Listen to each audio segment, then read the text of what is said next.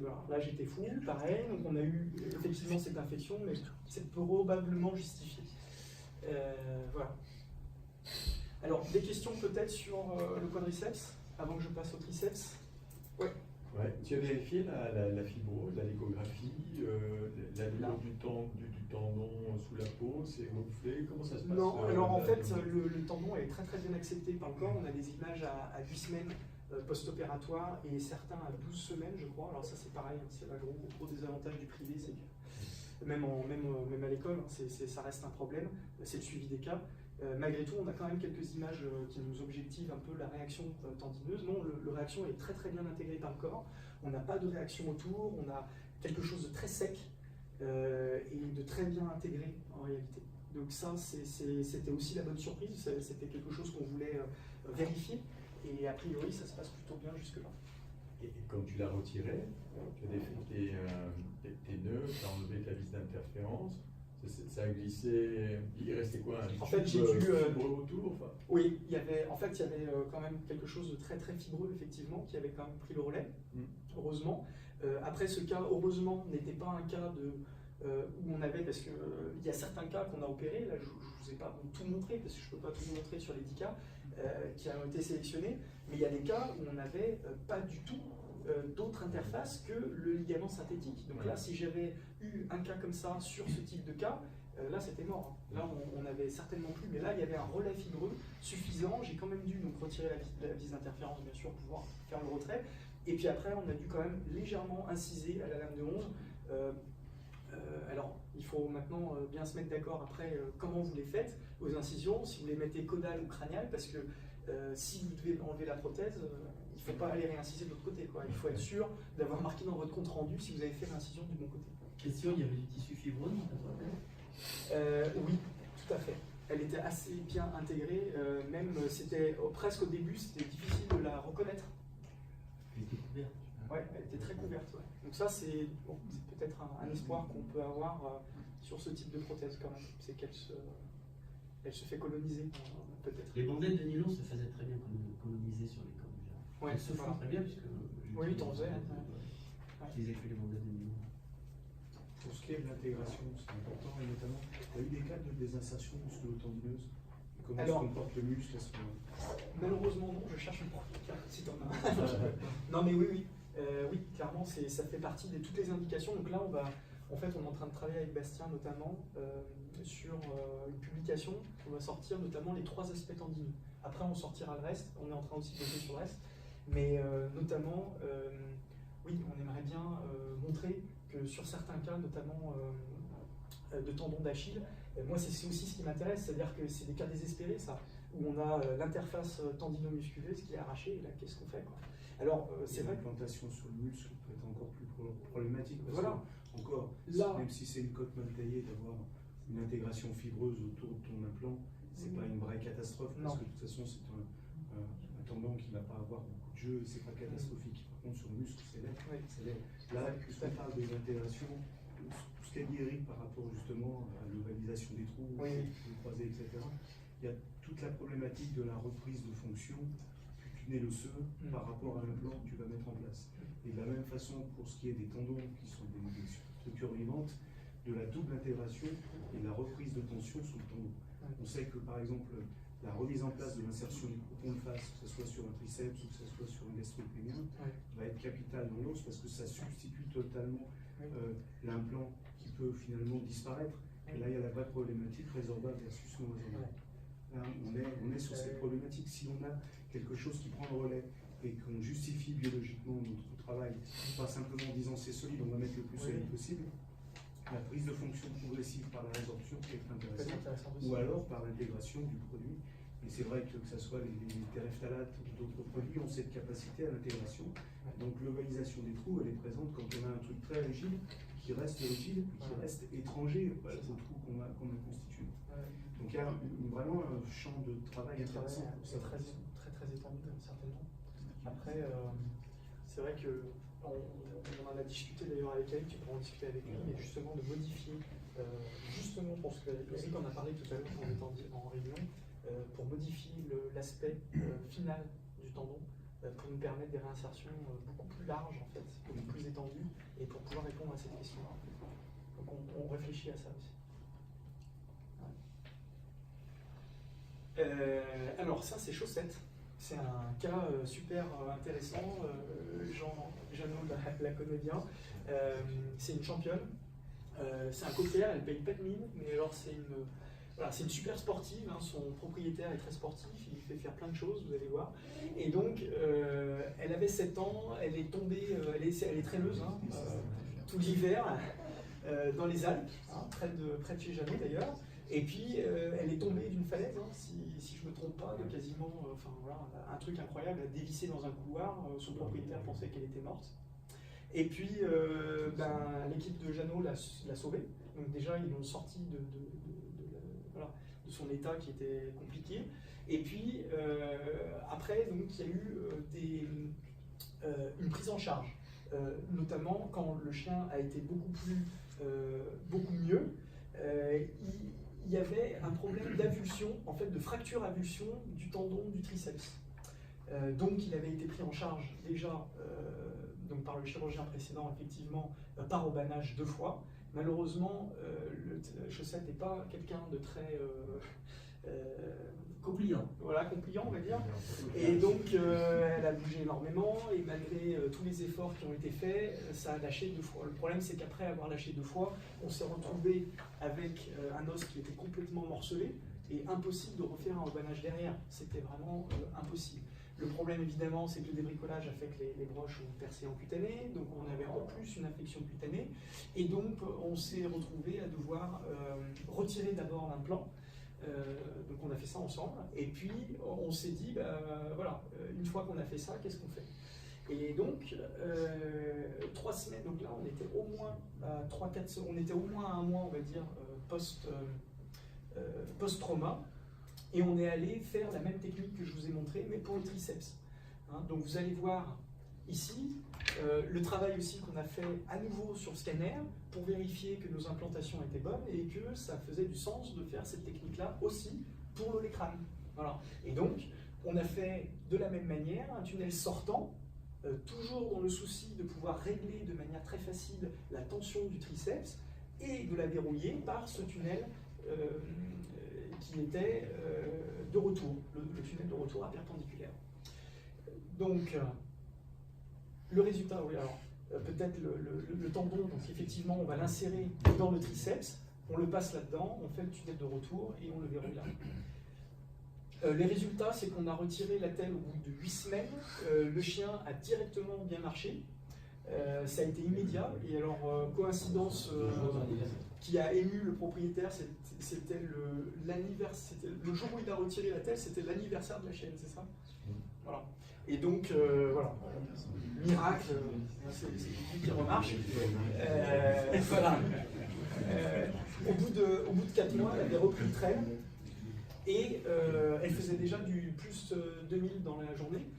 Donc c'est déjà pas mal. Et puis maintenant, elle s'est mise au parapente, c'est sa nouvelle passion. Et donc, elle nous fait des choses extraordinaires. Donc Chaussette était un des points, je pense, culminants de ma carrière. Je pense que j'aurais jamais d'autres cas comme ça. Mais c'était c'était un grand moment.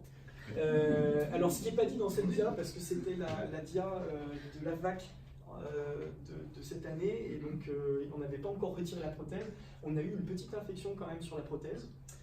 Alors peut-être lié au fait qu'il y a eu un trauma qui était contendant, enfin surtout il y avait eu débricolage, donc sortie des roches, donc même si on avait flushé pendant 3 semaines, on avait flushé sous antibio, le corps, on a essayé de juguler l'infection, malgré tout on n'était peut-être pas en terrain complètement neutre, et malheureusement il y a quelqu'un qui nous a doublé de vitesse, une petite bactérie qu'on a fini par retirer en même temps que la prothèse, et maintenant elle va bien à nouveau, et tout s'est bien passé pour elle. Mais voilà, ça c'était pour terminer l'histoire. Donc, à nouveau, les histoires des infections, c'est pas neutre. C'est vrai que par exemple, les traumas de tendon d'Achille sur plaie de sanglier, je pense que la technique classique est quand même bien mieux indiquée et plus sécuritaire. Hein, il ne faut pas peut-être rigoler avec ça non plus. Des questions sur le triceps ?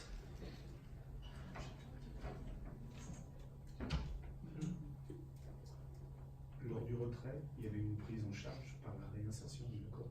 Oui. C'était connexe à la question tout à l'heure. C'est prise en charge. Tout à fait. Mais alors, ça peut être une solution un peu temporaire. C'est ça. Le fait de le retirer, mais complètement. Si c'est repris en charge. Complètement. Et là, le retrait a quand même eu lieu, je crois, 5 mois après la chirurgie.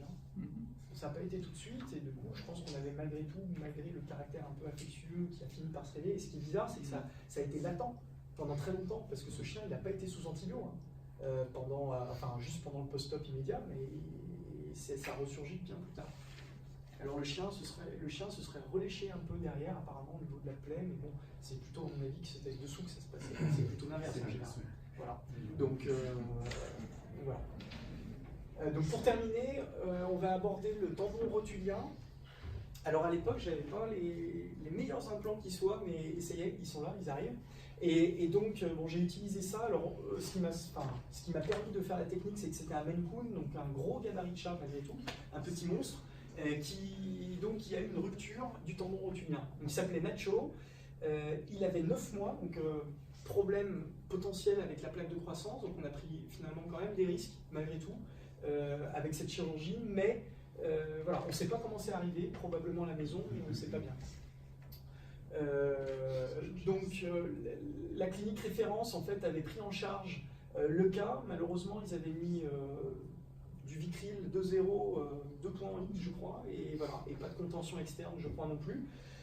Donc on ne pouvait pas espérer que ça tienne, je pense, bien sûr. Et donc on a eu une déhiscence de la suture et un lâchage. Alors ça c'est un peu dommage parce qu'en réalité ce chat au départ aurait pu être pris en charge probablement peut-être un peu mieux. Et donc pas avoir cette déhiscence et cette rétractation. Donc là, malheureusement, moi, quand on me l'a référé, c'était plus d'1 mois et demi après, en plus, la déhiscence. Donc vraiment, j'étais avec une contracture musculaire très très importante, un tendon complètement lâche, et puis une boiterie majeure. Le chat n'utilisait vraiment pas bien sa patte. Donc on a fait une étude sur cadavre quand même, avec, on a fait une technique qui est sur le cadavre qui n'a pas été exécutée exactement de la même manière chez le chat pour des raisons d'encombrement de vis, et donc je ne pouvais pas faire la même technique. Mais on a quand même vérifié notre implantation sur la crête tibiale, le point d'insertion étant ici, et alors vous allez me dire mais comment on fait? Et bien le tunnel sortant, j'ai voulu faire la même technique finalement que l'olécrane et que le tendon et que le calcanéum. Et donc je me suis dit, on va faire comme le TPLO. Donc j'ai ouvert en réalité en médial, une petite voie d'abord médiale en arrière du tibia, petit élévateur de périos pour aller protéger notre petite artère. Et on a récupéré en fait le forage par derrière et la prothèse par derrière. Donc en fait la prothèse passe d'avant sur la crête tibiale en arrière carrément du tibia. Et ensuite on fait un petit retour perpendiculaire pour la fixer à 90 degrés. Sauf que chez le chat, vu la dimension, et donc les vis, c'est des vis de 3, 4 même. Donc 4 c'est énorme. C'est énorme, donc vraiment le retour perpendiculaire, je pense, aurait probablement provoqué une fracture. Donc j'ai préféré rester dans l'axe et donc n'utiliser que ce forage-là, vous allez voir par la suite. Donc le problème qui se pose lors de ce genre de chirurgie, c'est d'avoir une patella alta éventuellement. Hein, si vous faites mal le travail, que vous n'arrivez pas à redonner la bonne tension, vous allez avoir une patella trop haute, éventuellement une barra aussi, hein, c'est possible, avec la rotule qui pourrait venir plus bas. Alors la plupart du temps, c'est plutôt patella alta, puisque la contracture musculaire fait que vous allez plutôt avoir des problèmes à la descendre, autre chose. Abord médial, un peu comme une TPLO, donc vous voyez que vous avez une petite ouverture ici qui va nous permettre de récupérer avec un petit Oman par exemple, ça nous permet de protéger. On a fait le forage ici, vous voyez le tendon rotulien qui était rompu et l'ouverture qu'on a ici. Ensuite, j'ai appliqué la même technique que pour les autres. Alors cette fois-ci, c'est compliqué d'aller mettre les points derrière. Je n'ai pas pu les protéger cette fois-ci. Mais, alors je ne sais plus si on voit les images, mais vous verrez qu'à la fin, j'ai pu utiliser ce qui me restait de tendons et de fibrose résiduelle pour recouvrir une grosse partie finalement de mes points et pour protéger tout ça, pour pas que ça fasse de problème sur la peau. Donc on a fait un sandwich de la prothèse avec le quadriceps et on a mis un tendon Novatel 4000 à refaire. Avec la nouvelle technologie, j'aurais mis un 2000 et une vis un peu plus petite. Mais voilà, à l'époque, on n'avait pas ce qu'il fallait. On a passé la prothèse et on n'a pas fait de tunnel perpendiculaire pour des histoires de gabarit, comme je vous expliquais. Ensuite, on a fait la mise en tension du grasset en extension. On a fait les tests de tiroir pour vérifier que tout se passait bien. Et ensuite, il y a un problème, évidemment, comme j'en ai parlé, c'est de vérifier la position de la rotule. Donc pour cela, on peut garder notre petite voie d'abord latérale et puis vérifier que la rotule descend du bon côté. Donc on peut écarter un peu éventuellement cela pour vérifier la position de la rotule. Une autre petite astuce que j'ai pu utiliser, c'est de mettre des petites aiguilles, simplement, en haut et en bas de la rotule pour voir où elle se situe et faire des tests comme ça pour visualiser finalement de manière indirecte la rotule depuis l'extérieur. Ensuite, on a inséré la petite vis d'interférence. Celles-ci, elles sont jolies, hein, et les 4, elles sont toutes roses. Et donc ensuite, vous avez vu, j'ai pu recouvrir en fait avec le tendon résiduel une grosse partie pour reponter à nouveau et reprotéger à nouveau le tendon rotulaire. Le résultat, c'est que la rotule nous semble correctement placée. On avait donc une vis ici qui n'a pas suivi tout à fait l'axe. Donc vous voyez ce que disait Eric, c'est tout à fait valide. C'est qu'on a de temps en temps des problèmes avec la vis qui n'est pas tout à fait parfaitement dans l'axe. Hein, donc par contre, là vous voyez qu'on n'a pas trop d'ovalisation. Après on n'est pas dans l'axe, donc c'est difficile de juger sur cette face d'une potentielle résorption osseuse, etc. Sachant que ça, c'est la radio à 2 mois post-opératoire. Il faut encore tu as la même en extension. Et non, j'ai pas la même en extension malheureusement. On voit la position de la parce que ça, c'est à 2 mois. Ouais. Et j'étais pas là. Si tu regardes la hauteur en extension, on doit être limite trop clé quand même. Ouais, on a toujours cette rétraction. C'est possible. Par ailleurs, pour le recouvrement, ce qu'on utilise beaucoup, c'est un morceau de fasciolata. Oui, aussi. Tu mets en greffe libre, ça protège tes points. C'est ça. Quand tu ne peux pas recouvrir par rapport aux résidus de tendon, ça peut être une solution sympa. Bien sûr, en alternative. Dans cette région, juste donc là, c'est vrai que comme j'avais ça, je l'ai utilisé. Mais j'ai recouvert. Mais c'est vrai que le fasciolata, ça peut super. Double lambeau, ça va bien. Pour récupérer un peu cette contracture musculaire, est-ce qu'il y a un moyen particulier Alors, j'ai vérifié en fait de libérer quand même les adhérences en amont. Vous avez vu tout à l'heure, il y avait quand même une grosse ouverture, on avait vraiment travaillé là-dessus pour pouvoir ramener éventuellement le muscle. Mais en réalité, ça n'a pas posé tant de difficultés que ça, en tout cas au chat. Il s'est remis à une allure folle. Ouais. La plaque de croissance était presque fermée lors de la chirurgie, donc heureusement ça nous a un petit peu sauvés. Pas d'interférence du coup avec la croissance forcément, un retrait du bandage et de la telle à 6 semaines, donc relativement précocement finalement, et la reprise de la marche immédiate. Par contre il n'était pas parfait, et quand on a eu des nouvelles un tout petit peu plus tardivement, le chat maintenant n'a plus aucune différence, c'est-à-dire qu'il est absolument symétrique. C'est impossible aujourd'hui de dire qu'il a été opéré ou à gauche ou à droite. Donc plus de différence déjà à 3 mois en fait. Hein. Mais il a mis un tout petit peu de temps quand même malgré tout à résoudre le problème parfaitement. Voilà. Voilà. Est-ce que vous avez des questions du coup sur cette technique? Donc, je ne pense pas que c'est des techniques qui puissent être considérées comme nécessairement des gold standards aujourd'hui, pour plein de raisons. On a encore du chemin à faire probablement, on a encore plein d'études à faire là-dessus. Mais ça amène des perspectives intéressantes sur des cas qu'on avait du mal à résoudre probablement avant. Et ça nous permet, voilà, sur des grosses contractures, quand vous avez des gaps très très importants, de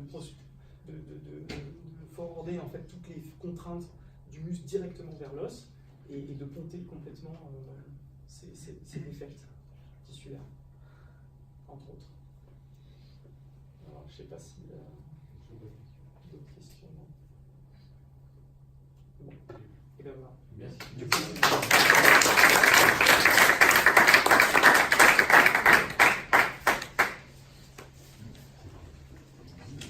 Je vais être bref pour conclure aussi, parce que je pense que tout le monde a faim.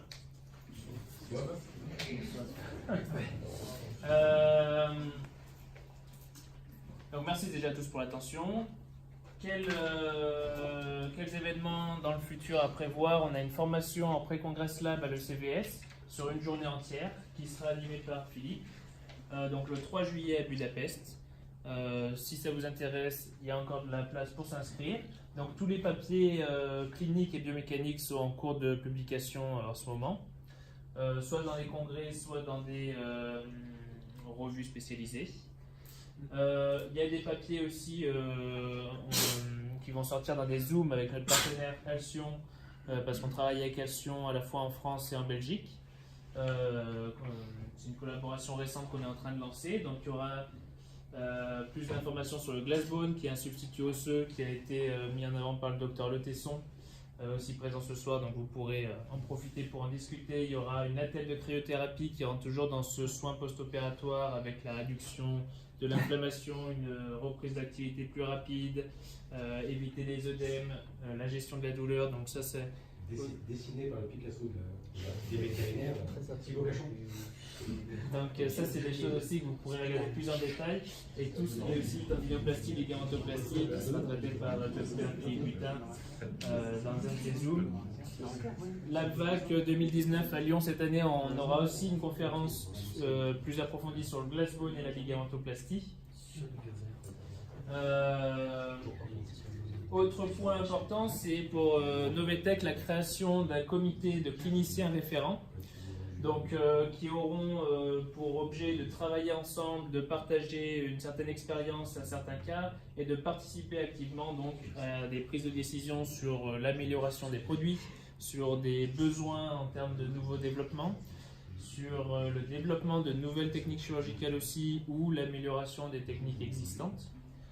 Et dans ce comité, il y aura aussi une aide aussi à tout ce qui sera rédaction scientifique, à tout ce qui seront travaux de recherche, de bibliographie, tel que c'est déjà fait aujourd'hui, et des participations donc à tout ce qui sera formation, congrès nationaux, internationaux. Donc si c'est un projet qui vous intéresse intellectuellement, sur lequel vous pensez ou vous voulez apporter des choses, n'hésitez pas à vous manifester, c'est en création en ce moment. Peut-être, Eric Viguier, vous voulez rajouter quelque chose sur le comité, sur la façon dont on pourrait organiser ça? Tous les comités qui ont été faits en médecine humaine et qui fonctionnent ont pratiquement le même schéma. Moi, je fais partie d'un comité de développement, j'étais vétérinaire, j'étais le seul, il y avait 15 chirurgiens. Donc, il y avait au départ un comité. Donc, quand on crée une nouvelle technique, on va présenter cette technique à des gens qui sont intéressés par les techniques. Et il va y avoir une charte d'engagement. On adhère avec le produit, mais on va l'utiliser. Mais à chaque fois qu'on l'utilise, ce produit, il est fabriqué en médecine humaine. Il a un numéro il est numéroté, il a un numéro de fabrication, un lot de fabrication. Déjà, le chirurgien qui va l'utiliser fait son compte rendu, il dit voilà, j'ai utilisé le numéro du ligament 1724 avec les vis, un tel. Tout simplement, ça va pouvoir permettre de documenter l'étude pour le labo et regrouper après les informations en fonction des lots. C'est-à-dire que chacun, si vous décidez de mettre ces implants de ce type de chez Novetech, on peut savoir qui a fait quoi. Donc déjà, vous faites vos manifs. Vous allez apprendre avec les formations la bonne technique, vous allez avoir les informations, les documents de conférence, etc. Et les aides avec les différentes formations qui vont permettre de bien cadrer la technique. Ensuite, vous achetez le produit, vous avez la technique pour le faire, vous savez le faire. Vous faites vos comptes rendus, les comptes rendus, les informations. Vous avez un cadre de suivi. Ça peut être 1 mois, 2 mois, 5 mois. Vous faites ceux qui correspondent au mieux par rapport aux dates prévues. Si elles ne sont pas possibles, on reporte à la suivante, on explique pourquoi, de façon à ce qu'on puisse retomber sur nos pieds à un moment dans l'étude. Et donc il y aura des dates obligatoires, des dates pas obligatoires, mais ce qui correspond tout à fait à une étude clinique. Pour certains, c'est des revues à 2 mois. Si c'est de la cicatrisation osseuse ou du tendon, ça peut être beaucoup plus tard, ça peut être 6 mois. Et quand tu es à 6 mois, c'est peut-être pas 6 mois pile, ça peut être 5 mois ou 7 mois, ça fait partie du 6 mois. Vous voyez ce que je veux dire? De façon à ce qu'on n'ait pas des 3 mois, des 8 mois, des 12 mois, on ne peut rien faire avec ça. Et ce qui est important dans un groupe, c'est que vous avez vu la difficulté, et je voulais lui demander quel était son recrutement pour avoir autant. C'est des chiens qui font quoi, les chiens qui se cassent la corde du jarret? Ils sont des montagnes, qu'est-ce qu'ils font? Parce que nous, on n'en trouve pas trop par chez nous. Hein. On les voit pas. Quand j'étais en région parisienne, j'en voyais un peu, parce qu'ils s'accidentaient en courant. Jeannot, t'en as toi aussi pas mal, non? Oui, en fait, nous, les problèmes, c'est quand ils se baladent au printemps, il y a les chemins sont traversés par des névés. Quand tu glisses sur un névé, tu prends énormément de vitesse et il y a un impact sur eux. Ah ouais, tac. Ouais, voilà. C'est trop rapide. Et sur le caillou qui est au milieu du Ah ouais, névé. parce que ce recrutement, il est quand même exceptionnel. Donc, avoir quelqu'un qui peut avoir en si peu de temps 10 4 cœurs du Jarret, c'est rare. Donc imaginez sur les ligaments. Je peux te dire qu'à Maison Alfort, en 30 ans, j'en avais moins qui. C'est vrai, le chihuahua qui tombe du Ah bah oui. Non, mais le problème, c'est donc, vous vous rendez compte que si le labo il veut rapidement avoir des informations qui soient publiables avec une valeur ajoutée au niveau international, surtout sur le ligament, il faut les augmenter. Et ces cas-là, on ne peut les faire que s'il y a un groupe de référents cliniciens qui font un bon suivi. Exactement comme le groupe de là-haut a commencé il y a 35 ans. Exactement comme ça. Et c'est chaque gars qui mettait une plaque instruisait un petit document en disant j'ai fait une fracture cognitive de fémur, j'ai mis une plaque de trou, tant de vis, etc. J'ai vu ça, elle a été guérie à tel temps, elle n'est pas guérie. Déjà ça suffit, c'est important. On a les radios, on a les données. Et ça va permettre de pouvoir bien documenter les informations. Donc tous ces gens sont des gens qui vont s'engager indirectement, parce qu'ils vont lâcher, ils vont avoir le document, le rentrer. Au bout d'un certain nombre, donc ce sera déjà d'office des gens qui sont des cliniciens qui ont une charte de cliniciens pour nos VTech. Au bout d'un certain nombre de cas, vous faites un certain nombre de cas, au bout d'un certain nombre de cas, vous avez acquis à la fois une expérience et une compétence. Vous devenez comité clinicien expert avec vos cas. Enfin, vous faites partie du comité de cliniciens et là vous n'êtes plus, entre guillemets, comme simplement adhérent à la charte. Vous faites partie du comité avec un certain nombre de cas. Ensuite, après, il y a des gens qui vont aller beaucoup plus loin. Des gens qui ont l'esprit mécanique, des gens qui ont l'esprit clinique, des gens qui font beaucoup de cas, qui auront envie de développer des choses. Et bien là, ils pourront construire, on pourra faire avec 3-4 personnes, un petit groupe d'experts qui travailleront sur un domaine. Développer ci, développer ça, développer ça. De façon à ce que les compétences qui sont acquises, d'abord par les quelques cas, ensuite par l'investissement, la compétence permettra en groupe de pouvoir avancer dans un domaine sur la stabilisation du genou. Mais pas que sur le genou. Hein. Le genou, c'était une opportunité à lancer l'affaire. Il y a tellement de choses à faire sur les ligaments. On a énormément avancé sur l'orthopédie avec l'ostéosynthèse. Il y a un plat en ce moment.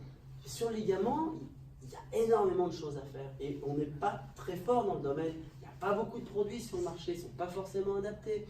Donc là, je pense que s'il y a un groupe qui se constitue, qui est suffisamment solide, eh bien, les résultats de chacun vont non pas s'ajouter, mais vont se démultiplier pour pouvoir obtenir beaucoup plus rapidement des résultats. Et pas des informations qui vont s'éparpiller parce qu'on n'aura pas assez de cas pour pouvoir dire, voilà, ça c'est représentatif et ça peut être pour le moment, avec les connaissances que l'on a, le gold standard dans cette technique. C'est la seule façon d'arriver à quelque chose quand on est un petit groupe. Et quand on n'a pas beaucoup de cas, il faut travailler ensemble, sinon on a... Ça c'est sûr.